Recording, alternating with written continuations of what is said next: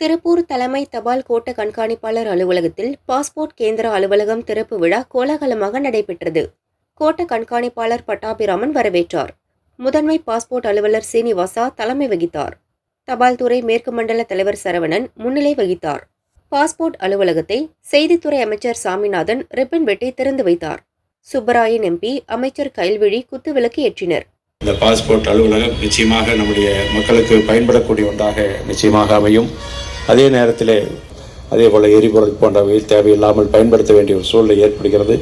எனவே எளிதாக ஒரு நாளைக்கு 40 பேர் என்கிற வகையில் இங்கே பாஸ்போர்ட் பதிவு செய்யக்கூடிய ஒரு சூழ்நிலையும் வருங்காலங்களிலே அதை 2 மடங்காக உயர்த்துகின்ற ஒரு வாய்ப்பையும் நம்முடைய துறை செய்ய இருக்கிற என்னுடைய நெஞ்சம் நிறைந்த நன்றி மாவட்ட மக்களின் சார்பாக தெரிவித்து இந்த நிகழ்வுக்கு என்னுடைய வாழ்த்துக்களை தெரிவித்து இந்த பாஸ்போர்ட் அலுவலகம் நம்முடைய தமிழ்நாட்டிலே சிறந்த அலுவலகமாக நிச்சயமாக உயரும் என்ற நம்பிக்கையோடு வாழ்த்து கூறி வாய்ப்புக்கு நன்றி கூறி நிறைவு செய்கிறேன். நன்றி, வணக்கம். மத்திய அரசின் பாஸ்போர்ட் சேவா திட்டம் தலைமை பாஸ்போர்ட் அதிகாரி சீனிவாசா பேசுகையில், வெளியுறவு அமைச்சகம் தபால் துறையுடன் இணைந்து நாட்டில் 444வது பாஸ்போர்ட் சேவா கேந்திரா அலுவலகம் திறக்கப்பட்டுள்ளது. ஒவ்வொரு எம்பி தொகுதியிலும் ஒரு அலுவலகம் என்ற அடிப்படையில் திருப்பூருக்கு இந்த அலுவலகம் கிடைத்துள்ளது.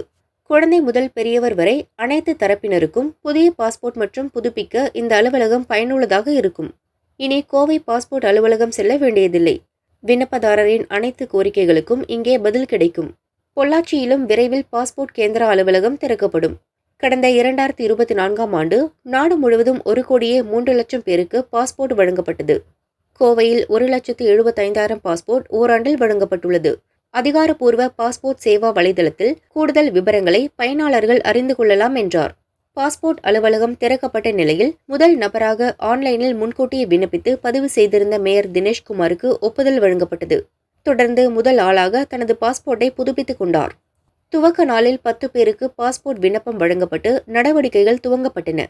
தினமும் 40 விண்ணப்பங்கள் ஏற்றுக்கொள்ளப்படும். தபால் அலுவலகம் செயல்படும் அனைத்து நாட்களிலும் பாஸ்போர்ட் அலுவலகமும் செயல்படும் என அறிவிக்கப்பட்டது. விழாவில் கலெக்டர் கிறிஸ்துராஜ், துணை மேயர் பாலசுப்ரமணியம் உள்ளிட்டோர் கலந்து கொண்டனர்.